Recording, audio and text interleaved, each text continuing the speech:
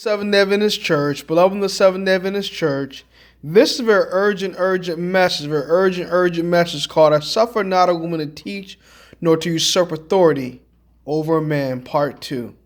Now, in the first sermon, I mostly dealt with women usurping authority over men as pastors in the church. And I quoted from 1 Timothy 2:12, I suffer not a woman to teach nor usurp authority over man, but to be in silence. Now look here what Ellen White says here in the book Testimonies of Church, Volume 3, the chapter called Presumption, page 483. The sin of this age is to disregard of God's express commands. The power of influence in a wrong direction is very great. Eve had all that her wants required. There was nothing lacking to make her happy. But intemperate appetite desired the fruit of the only tree that God had withheld.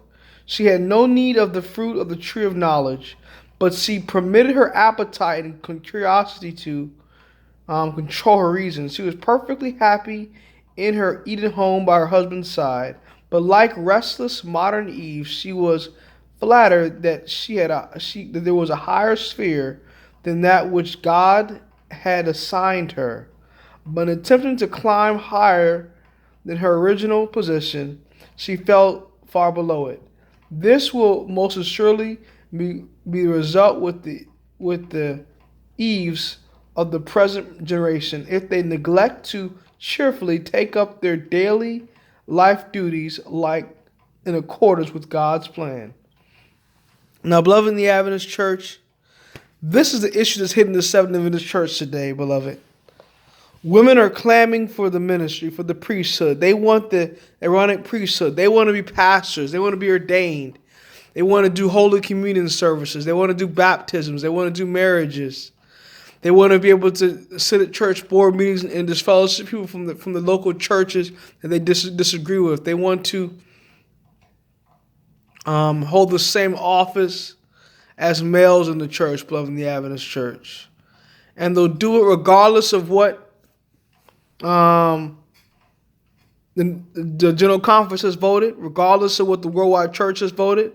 The leaders in North American Division are already at this time defying headship of males in the church. They want to ordain 1,000 new ladies to the church pastoring in the North American Division against the vote of the General Conference. Testimony to Church Volume 9 says that when the World Church meets, it's God's voice. And North American Division wants to defy the vote of the Worldwide Church. They want to follow their own whims, beloved in the Adventist Church. It is a rebellion of Korah, Dathan, and Abiram. Now, the Bible says the head of every man is Christ, the head of Christ is God, and the head of the woman is a man. So that's a headship principle in the home and the church. God has ordained for men to be the head of the church, representing God as husbands of families. God has ordained for men to be the head of the homes. God has not given headship to women in the home or in the church. If you take away male headship in the church from the man, you take away male headship from the home from the man. And so these ladies that are doing this and these male pastors that are doing this are going to be swallowed up in the same problem of Korah, Dathan, and Abiram in his last days, beloved in the Adventist Church. We need to give the straight testimony to Laodicea and not be given into this apostasy. I've heard many of my friends and family on Facebook, on this same page, and on YouTube, and ladies who are into women's ordination try to convince me that women's ordination is okay. It is not okay. Try to convince me that maybe we need to change our position. Maybe we need to go a different way, beloved in the Adventist Church. And that's an apostasy of latter times, beloved in the Adventist Church. Miriam was cursed with leprosy when she tried to usurp Moses' position, beloved.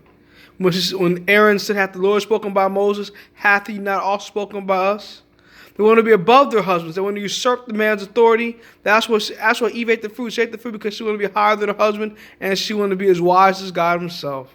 It all comes from a power struggle. The same struggle that Lucifer had in heaven when he fell from the gates of paradise. He wanted to be higher than God. He didn't really want to usurp the Heavenly Father position. He wanted to usurp Christ's position, according to patriarchs and prophets. He wanted to be the Son of God. He wanted to be like the Most High.